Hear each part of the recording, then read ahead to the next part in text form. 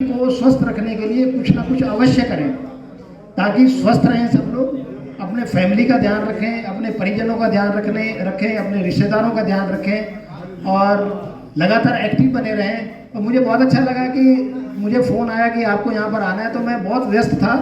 तो मैं मेयर साहब से अभी भी कह रहा था कि मुझे जल्दी निकलना है, तो मेयर साहब ने थोड़ी देर से मुझे रोका हुआ था कि रुक जाइए, अभी थोड़ी देर रुक जाइए। तो फिर मैंने कहा तो थोड़ा यहाँ मुझे टाइम लगा। तो पुनः बहुत बधाई, बहुत शुभकामनाएं। मैं सबके अच्छे स्वास्थ्य की और उज्जवल भविष्य की कामना करता हूं और आप अपने परिजनों को अच्छे से केयर करें उनकी। और यहाँ पर शायद आपके बच्चे नहीं हैं, मैं उनसे भी ये निवेदन करता कि वो लोग भी आपका ध्यान रखें इस उम्र में। बहुत शुभकामनाएं, बहुत हार्दिक बधाई। जय हिंद, जय उत्तराखंड।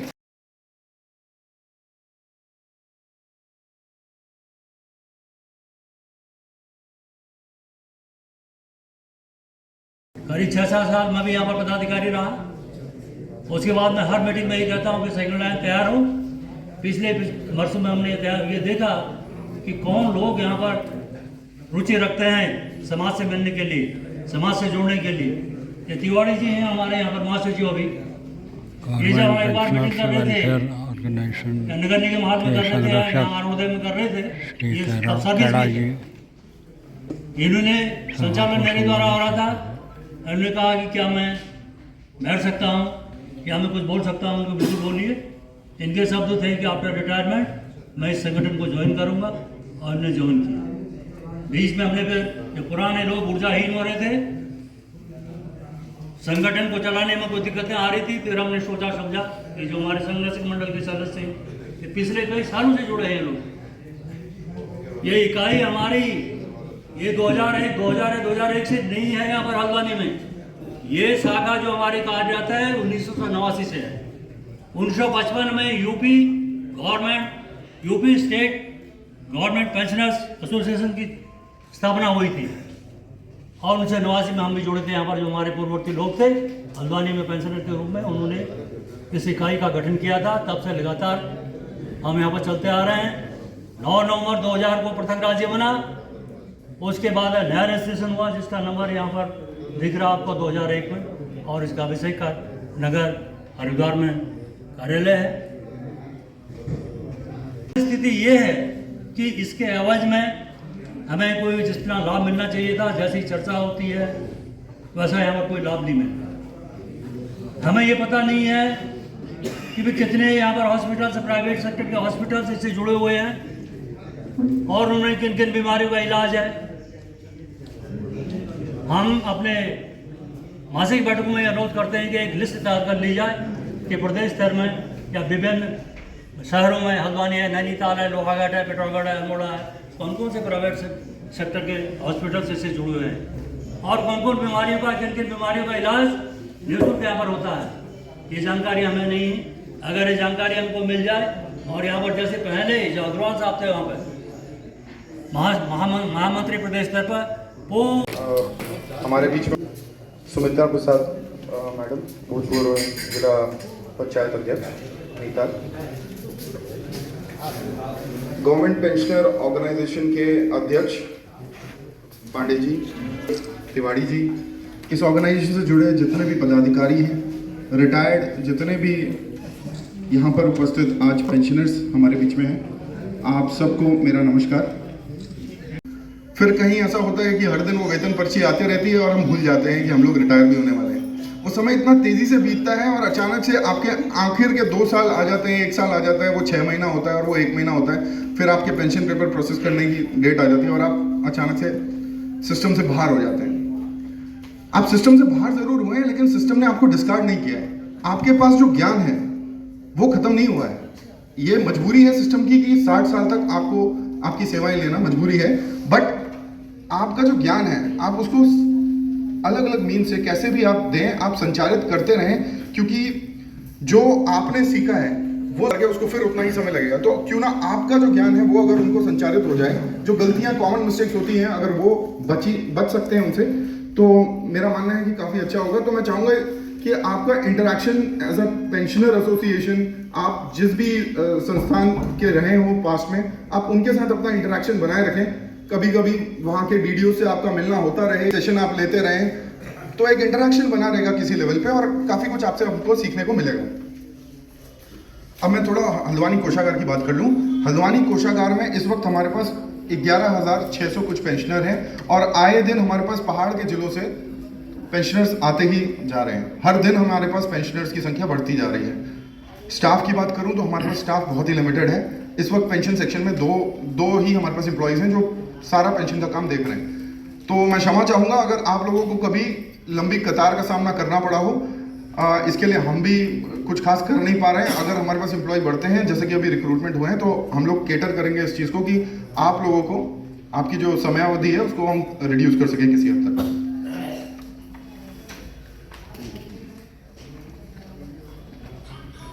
साथ ही हमारी ओर से हमारे स्टाफ को इंस्ट्रक्शंस हैं कि मृदुलता से पेंशनर्स को अटेंड करें, सम्मान के साथ उनको बैठाएं। और मैं होप करता हूं कि जब से मैं आया हूं यहाँ पे आपने ऐसी कोई जटिलता फेस नहीं करी होगी। कोशिश यही रहती है कि पेंशनर्स जिन्होंने अपना समय दिया है स्टेट को, उनको सम्मान के साथ उनका जो भी इशू है उसको पोलाइटली रिजॉल्व किया जाए। कोशिश हमारी यही रहती है। बाकी ऐसा कोई हम लोग बहुत बड़ी बात नहीं कर रहे हैं। आपके बैठने की उचित व्यवस्था है, व्हील चेयर की भी व्यवस्था की है वयोवृद्ध जो हमारे पास पेंशनर्स हैं उनके लिए, और पानी वगैरह हम लोग अवेलेबल करवा देते हैं।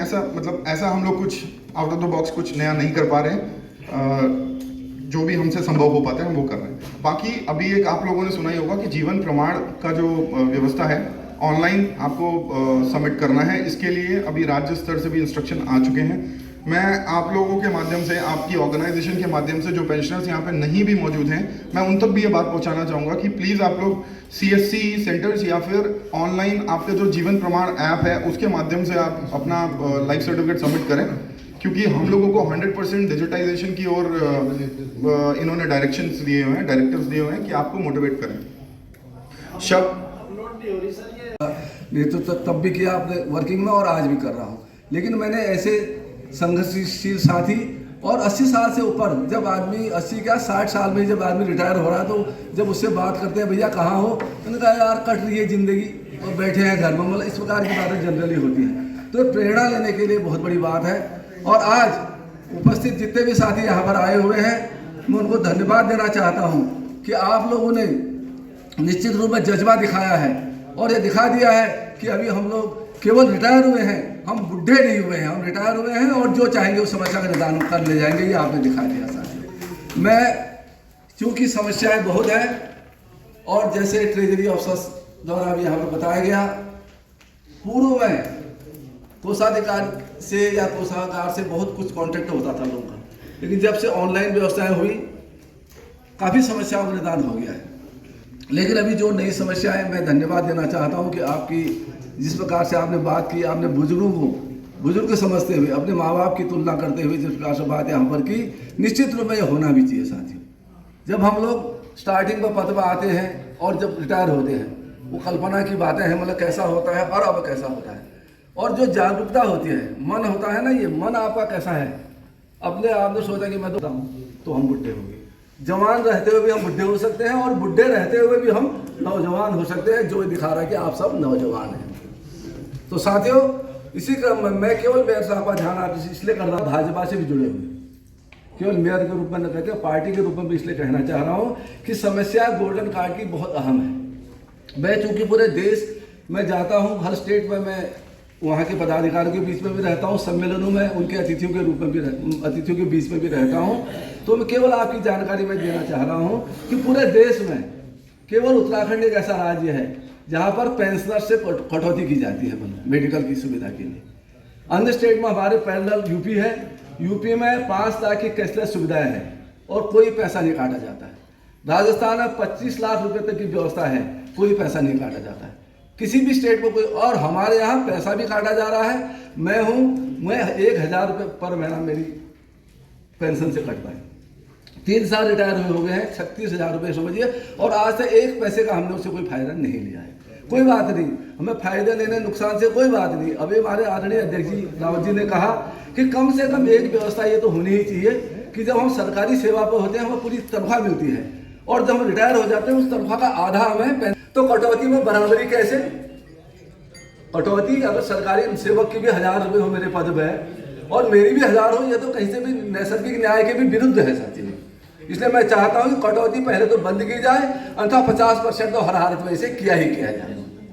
तो ये हमारी निश्चित रूप बहुत बड़ी, और ये जस्टिफाइड है, मतलब किसी के पास ऐसा कोई जवाब भी नहीं है। मैं सोचता हूँ कोई इसको सब मानेंगे ना, ये रहे होते तो पूरी तनख्वाह काटी, पेंशन काटी। और दूसरा, गोल्डन कार्ड की जो बात मैंने कही है कि ये कैशलेस सुविधाएं हैं, और आपसे केवल इतना अनुरोध है मान्यवर कि आप जब भी स्वास्थ्य मंत्री जब यहाँ पर प्रार्थना करता हूँ इनको दिनों दिन 100 साल से अधिक जिए और स्वस्थ रहें। और दूसरा जो है, मेयर साहब से यही मेरी प्रार्थना है, 2 पॉइंट हो। एक तो हमारी कैशलेस इलाज हो और हमारी कटौती 50% हो और OPD हमको फ्री मिले। अगर सरकार 2 चीज़ करती है तो उसको नुकसान में रहेगी वो। हम अगर वो पुरानी पद्धति को लागू करती है तो हम सारे लोग गोल्डन कार्ड को छोड़ देंगे। जो आज सरकार को इनकम हो रही है, मुझे 15 साल हो गए, मैंने 1 पैसे का इलाज नहीं लिया है, तो मेरा 700 रुपये कटता है। किससे वो पैसा कहाँ जा रहा है? कहीं तो लग रहा है, कहीं तो लग रहा है। तो इसलिए आप शासन को ये समझाएं, या तो आप पुरानी व्यवस्था को लागू करें और या फिर जो नई व्यवस्था है उसको चलें। सब लोग आएंगे इसमें, हम दर घूमना नहीं चाहते हैं। आप जहाँ कोरोना काल में हमारे पेंशनरों ने अपने 1 महीने की, आज़ादी महीने की तनख्वाह प्रधानमंत्री और मुख्यमंत्री को उसमें जमा किए। आज हम राष्ट्र पहले है, राज्य पहले है, और हम बात के हैं तो हम जुड़े हैं उससे। हम इस मुद्दे पर भी आगे नहीं, क्योंकि हमारा संगठन वेलफेयर का भी है। तो ये मेरे रौतेला साहब से निवेदन है, ये पॉइंट आप सरकार के साथ रखें और अच्छे अस्पतालों का हमारा चयनित हो और जहाँ फ्री इलाज हो। आपका यहाँ सिटी जो है, उत्तर इलाहाबाद सिटी हॉस्पिटल जो है सेंटर का, और इसमें फिल्टर जो होते हैं जब डायलिसिस होता है तो 2 टाइप के हैं। एक तो उन्होंने रखा है आकस्मिक आपका ये आयुष्मान वाला, और दूसरा रखा है उससे महंगा। जो आयुष्मान वाला है वो 3 बार 2 बार चलता है, और जो बड़ा फिल्टर है वो 3 बार चलता है। आयुष्मान वाले को 10 बार चलाते हैं, मरीज को फर्क नहीं हो रहा है। वो हमारा एक पेंशनर इलाज कर रहा है और वो बड़ा दुखी है, लक्ष्मणलाल वर्मा है हमारे, और उनको बड़े फिल्टर से फ़ायदा हो रहा है। और बड़े फिल्टर का जो है ये सरकार पेमेंट नहीं कर, जबकि पैसा हमारा है। इस पर क्यों वर्गीकरण है? जहाँ सबका साथ सबका विकास की बात करती है सरकार, तो कहाँ पर है सबका साथ सबका विकास? वो पैसा हमारा कहाँ जा रहा है? इसमें भ्रष्टाचार इतना क्यों है? इस पर आप मेयर साहब ये बात रखिए। आप आने वाले समय में चुनाव भी हैं, ये हम सब आपसे जुड़े हैं। देखिए, हम भाई सरकार से जुड़े हैं। मैंने मुख्यमंत्री से भी कहा, मुख्यमंत्री ने मुझे 3 बार आश्वासन किया, मैं कैबिनेट में रखूंगा। कैबिनेट लाने के स्वास्थ्य मंत्री ने कई बार कहा, और फाइल लौटा दी। और इस समय हमारी फाइल जो है 2 बातों में गई है। एक तो आपकी गई है क्या कहते हैं OPD कैशलेस की, हमने उसको सुझाव दिया, परसों में विकास प्राधिकरण में उनसे मिला था। मैंने कहा भाई अगर हम कैशलेस ओपीडी आप हमको देते हैं तो हमको आपकी दवा नहीं चाहिए, दवा का हमें पेमेंट नहीं करते, हम उसका पैसा दे रहे हैं और हमका सारे स्वास्थ्य के जितने चेकिंग होती है उसको आप फ्री कर दीजिए और सारे निजी अस्पतालों का वो करिए, अनुबंध कीजिए। सारे सरकारी अस्पतालों में स्टाफ दीजिए वहाँ, और ये वर्गीकरण न हो बीमारी का। और इसमें ऐसा पैसा मिलता है जैसे आँख का दिहाता कहता 18,000 का, 60,000 का। ये भाई ये जो विदेशी लोग आते हैं लाइन से और उनकी कीमत ज़्यादा होती है। जब मैं वहाँ से आते हैं हमारे मायावती में, मैंने भी वहाँ इलाज कराया तो उन्होंने कहा, मैं पूछा डॉक्टर में कि क्यों, तो उन्होंने कहा भाई देखो ये लाइन से सब एक होते हैं और जो विदेशी भी लाइन से आते हैं उनमें थोड़ा सा अंतर होता है, इसलिए ये डॉक्टर लोग जो हैं ये संस्थाएँ जो उसका पैकेज बांध देते हैं। तो हमारा इलाज जिस अस्पताल में हम जाएं उस अस्पताल में जो भी सुविधा हो, जो भी हमारे बीमार उसका इलाज हो, उसका वर्गीकरण नहीं हो, हमको फॉरवर्ड एजेंसी नहीं करनी चाहिए। मेरे साथियों, मेरे बुजुर्गों, मेरे बुद्धिजीवी वर्गों, मैं आपसे निवेदन करता हूं, हमने जो काम करा है, हमने बहुत काम करा है, आपके सामने हैं, पहले भी करा है। मैं जैन साहब का बहुत आभारी। जैन साहब मुझे बिल्कुल कोसते रहते, भाई ये नहीं हुआ, सो नहीं हुआ, मैं लगातार लगा रहा। जब हमारा 16वें वेतन आयोग का हुआ तो लोगों ने कहा तुम जाओ कोर्ट में जाओ, हमने कहा कोर्ट में नहीं जाएंगे, हड़ताल करो। हड़ताल भी की हमने, पर हड़ताल हमारे लिए सुविधा देने नहीं है। कोई बुजुर्ग को भिक्षासन में हड़ताल हुई, वहाँ पर मंत्री जी आए, वो उनसे नहीं मिल पाए और हड़ताल करते रहे 3 महीने। हमारे बुजुर्ग बीमार हो गए, कोई हल्दा ने, कोई बरेली, कोई वेदांता में चले गए। आज हमें ऐसी स्थिति नहीं आनी, हमको हड़ताल करनी है। अगर हम हड़ताल करेंगे तो धन्य हो सरकार के, धन्य उत्तराखंड के लिए। हमने अपनी नौकरी 4 महीने के दाव पर लगा के इस सरकार को बनाया और उत्तराखंड का सृजन किया। आज जो शराब भट्टी में आंदोलन किया वो तो आंदोलनकारी हो गए, और जिन्होंने जो आंदोलन किया उनका कोई काम नहीं हो रहा। क्या हमें हरिराज ने कहा था हमको आप 3 इंक्रीमेंट देंगे, कहाँ गए वो 3 इंक्रीमेंट? हमने सुप्रीम कोर्ट को लिखा, हाई कोर्ट को लिखा, तो वहाँ से रोक लगी। तो आज फिर दोबारा उसमें आ गया। हम वो लोग, हमने सेवा किए 60 साल तक, हमने झग नहीं मारी है। आज जो विकास का है ये जितने लोग मेरे बुजुर्ग लोग हैं इनके बदौलत है। आज सरकार कोई चीज़ को क्रियान्वित करती है, अगर जब ये बॉडी उसको आगे नहीं पहुंचाएगी तो सरकार चली जाएगी। हमेशा याद रखिए, पेंशनर जो कर्मचारी ने जब तक हड़ताल की तब तक सरकारें गई है। आप और राज्य में देख लीजिए, आज भी हमें एक अगर हमारी बात नहीं मानी गई तो परसों मेरे सचिव का टेलीफोन आया तो मैंने बात की, मैंने कहा मुख्यमंत्री जी आपकी बात सुनने, ये आपका रिकॉर्ड लगा हुआ है। मैंने कहा कहिए हम आपके साथ हैं, पर हमारे साथ न्याय हो रहा है। पर भाई हमारा ही पैसा हमसे आधा क्यों? रेल किराए में सुविधा मिलती थी, महिलाओं को 50% और पुरुषों को 40%। हम लिख रहे थे शासन से कि भेदभाव क्यों, महिला हो या पुरुष सभी वरिष्ठ नागरिकों को 50% रियायत दी जाती घर में। कोरोना काल में इस रियायत पर प्रतिबंध लगा दिया गया, अर्थात रियायत समाप्त कर दी गई। हमें उम्मीद थी कोरोना काल की विविधता समाप्त होने के बाद सरकार इस रोग को स्वतः हटा देगी, लेकिन सरकार ने इस अवसर का भी लाभ उठाया और वरिष्ठ नागरिकों के इस रियायत को जो लंबे पहले से मिलती आ रही थी उसकी रोक को भी अभी तक नहीं हटाया। तो 4 पॉइंट प्रधानमंत्री लेवल के 2 में बोल चुका हूँ। तीसरा है कि पहले से प्रथा चली आ रही थी 10 साल बाद वेतन आयोग का गठन होता था, तो मैंने मांग की है कि 2023 में इस हिसाब से 8वें वेतन आयोग का गठन हो जाना चाहिए, जो अभी तक नहीं हुआ है। चौथी बात यह है कि ओल्ड पेंशन जो है वो अभी बताया गया था, मेरा कहना है कि लंबी अवधि तक सेवा करने का प्रतिफल है ओल्ड पेंशन। बुढ़ापे में सेवानिवृत्ति के बाद सम्मान पूर्वक जीने का आधार है पेंशन, और बुढ़ापे के सहारे की लाठी है पेंशन, जिसको भी बंद कर दिया गया है। प्रधानमंत्री जी से तीसरी मांग मेरी, मैं लिखता रहा हूँ कि ओल्ड पेंशन पुनः बहाल की जाए। नई पेंशन योजना पेंशनर्स के लिए एक धोखा है। ये जिनको लाभ पहुँचाने के लिए इसका डिजाइन किया गया, लागू की गई, वो कांग्रेस के समय में भी लाभ उठा रहे थे और आज भी लाभ उठा रहे हैं। मुझे आशा थी 2014 के बाद इसको स्वतः समाप्त कर दिया जाएगा, लेकिन ये समाप्त नहीं। सिटी साहब ने, टीओ साहब ने, हमारी बहन श्रीमती सुमित्रा प्रसाद जी ने, सभी ने कहा कि कई लोग इसमें पूर्व में कर्मचारी संगठनों को अपनी सेवाएं दे चुके हैं और बहुत ही ऊर्जावान है। लगभग मंच में जितने लोगों ने भी उद्बोधन दिया, मैं समझता हूँ कि बहुत ही सार गर्भित और बहुत ही मूल्यवान तथ्य आप सब लोगों ने यहाँ पर रखे, जिसको लेकर पेंशनर्स आज के दिन अपनी बातों को रखते हैं, उनका संज्ञा लेना आवश्यक है। गोल्डन कार्ड वाला जो विषय है उसका लगता हुआ नहीं दिख रहा है, ऐसा आप लोगों की बातों से प्रतीत होता है। कई लोगों ने उसमें जोड़ते हुए कहा कि गोल्डन कार्ड जो अंशदान हमारे पेंशन से लिया जाए, लेकिन उसमें 50% कटौती होनी चाहिए, ओपीडी कैशलेस होना चाहिए। तो इसी मध्य में बीच में सुझाव ले रहा था कांडपाल जी से, टीओ साहब से, तो उन्होंने कहा बाकी सब इसी तरह से हो, लेकिन इसको टीपीए के साथ जोड़ दिया जाए, थर्ड पार्टी एश्योरेंस के साथ जोड़ दिया जाए, जिससे जो विषय उठ रहा है कि दोयम दर्जे के अस्पतालों में जहाँ पे इम्पैनलमेंट है वहाँ इनको सही उपचार नहीं मिल पा रहा है, उस विषय से हम सब लोग इतर हो जाएंगे। और टीपीए के द्वारा हम पूरे भारतवर्ष में जहाँ हम अपनी इच्छा करते हैं, जहाँ जहाँ इम्पैनलमेंट है वहाँ पर उसका उपचार सही अस्पतालों में कर लेंगे। ये बहुत बढ़िया सुझाव था। तो सुझाव भी इसी सभागार में आया, प्रश्न भी इसी में आया, सुझाव भी आया। तो ये सुझाव में मुझे अच्छा लगा।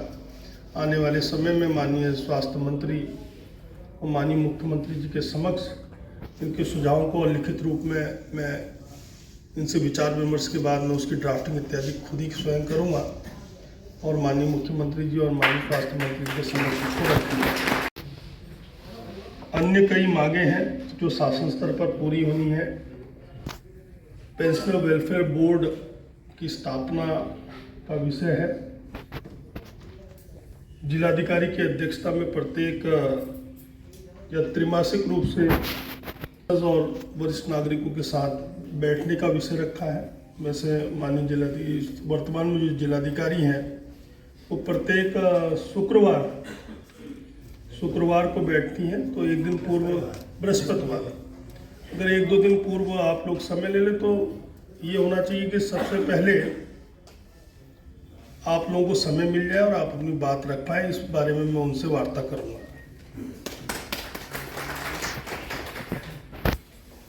जिलाधिकारी की अध्यक्षता में पेंशनर्स डे का आयोजन होना ये बिल्कुल ठीक है, क्योंकि ये दिवस इसलिए ही मनाए जाते हैं कि सबको कि पेंशनर्स भी एक समाज का बड़े महत्वपूर्ण अंग है। कोई भी दिवस उसकी महत्ता ही इसमें होती है कि उस दिन उसके बारे में चर्चा होती है, सुझाव आते हैं, चर्चा के बाद परिचर्चा होती है, एक विषय बना रहता है। इसलिए दिवसों का आयोजन किया गया है। पेंशनर्स हेतु शहर में बैठक करने में अन्य क्रियाकलाप करने हेतु सभा कक्ष की व्यवस्था, जैसे कि पूर्व में इस मंच से ही विषय उठा और पूर्व में भी ये विषय आया है। मैं आप सबको कहना चाहता हूं कि नमो बिल्डिंग नरेंद्र मोदी भवन, जो कि तहसील परिसर में जिसका निर्माण होना है, जो उत्तराखंड की पहली ग्रीन और बहुमंजिली इमारत, अच्छी इमारतों में से एक होगी, उसमें इन सब चीज़ों का प्रावधान रखा गया है। Senior citizens, pensioners, community centres, press club, इस तरह का प्रावधान उसमें किया गया कि तक शहर के केंद्र बिंदु में संचालित हो।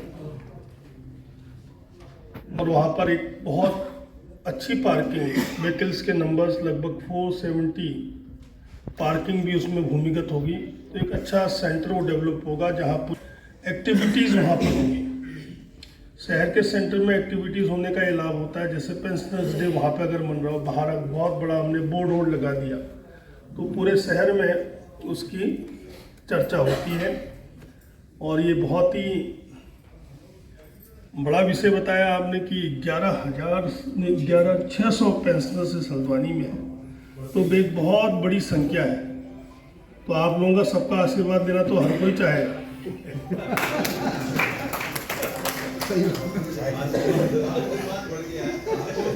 तो उस आशीर्वाद को प्राप्त करना हर कोई चाहेगा।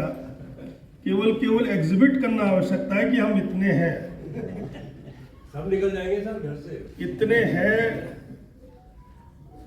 यानी कि जब कोई सभागारों में इस तरह की बैठक हो या ओपन पंडाल में हो तो एक बार संख्या की दृष्टि से भी कई बातें लोकतंत्र में संख्या के द्वारा भी कही जाती है। 11,000 पूरा दो भी तो होगा सर। नहीं, मैं किसी आंदोलन की बात नहीं कर रहा हूँ, मैं सभागार में पेंशनर्स डे मनाने की बात कर रहा हूँ। पेंशनर्स डे में अधिक से अधिक संख्या में, अगर 11,000 के आप 20% भी 30% भी आगे तो लगाइए, लगभग कितने हो गए, 3,500 लोग की संख्या। तो एक बहुत बड़ी संख्या है और सभी जानकार लोग हैं। तो मैं समझता हूँ कि जैसा कहा जाता है, कलयुग में संगठन ही शक्ति है। संगे शक्ति कलयुग है। कलयुग में संगठन ही शक्ति है, और इतना बड़ा संगठन और इतनी, मैं समझता हूँ कि तर्कपूर्ण मांगे, ये तो नितांत रूप से इनका होना आवश्यक है। हम सब लोग इसके लिए चिंतित हैं। माननीय मुख्यमंत्री महोदय, माननीय स्वास्थ्य मंत्री महोदय, उनसे समक्ष आपकी वार्ता को और आपके विषय को ले जाऊंगा। कैशलेस ओपीडी की सुविधा बिल्कुल जायज़ मांग है कि कैशलेस ओपीडी होना चाहिए। रेल किराया इत्यादि ये सब भारत सरकार से रिलेटेड है। गोल्डन कार्ड योजना ऐच्छिक को जो इस योजना में नहीं है, यानी कि ये विषय को तो ऊपर कोई प्रकाश नहीं डालूंगा, लेकिन मेरा कहना है कि गोल्डन कार्ड की जगह टीपीए आधारित अगर आपका इंश्योरेंस रहे, ये मेडिकल क्लेम रहेगा तो बहुत ही अच्छा रहेगा। और इन्हीं दामों में या 50% कटौती के बाद भी उसका अमाउंट ईयरली उतना ही बैठ जाता है। तो बहुत ही आपकी मांगों को मैं सहमत हूँ, और सहमति के साथ साथ इनको आगे मैं शासन स्तर पर माननीय मुख्यमंत्री जी और माननीय स्वास्थ्य मंत्री महोदय के समक्ष रखूँगा। आप सबने मुझे यहाँ पर आमंत्रित किया। हेल्पेज इंडिया के वृद्धजनों के लिए डिजिटल सुरक्षा प्रशिक्षण, वैभव बिष्ट जी भी यहाँ पर है। उन्होंने एक बहुत बढ़िया पिछली बार भी डेमोन्स्ट्रेशन